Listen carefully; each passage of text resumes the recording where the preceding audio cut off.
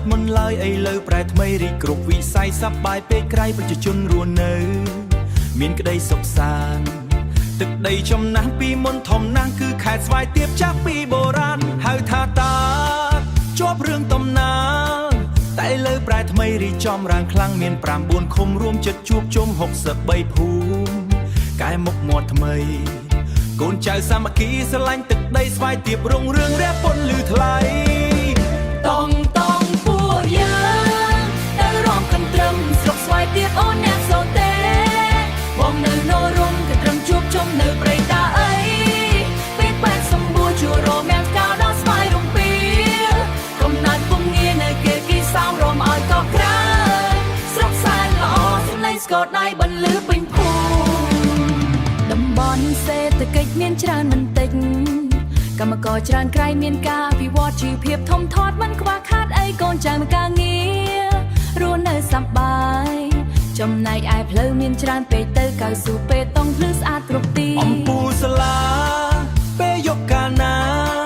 បំភ្លឺចែងចាំងស្រស់ស្អាតរាល់ថ្ងៃចំណែកភូមិឃុំក៏មានសុវត្ថិភាពគ្រប់ទីកន្លែងអភិវឌ្ឍពេញព្រៀមប្រជាជនរីករាយស្រឡាញ់សាមគ្គីស្វាយទាបសុខសាន្តកាន់តែរុងរឿងពួកយើងទៅរំកន្ទ្រឹមស្រុកស្វាយទាបអូនអ្នកសូទេបងនៅនរំកន្ទ្រឹមជួបជុំនៅព្រៃតាអីពេកបែកសម្បួរជួរមៀងកៅដល់ស្វាយរំពីកំណត់ពុំងារនៅគេគីសោមរំឲ្យកោក្រៅស្រុកសែនល្អសម្លេងស្គរដៃបន្លឺពេញភូមិ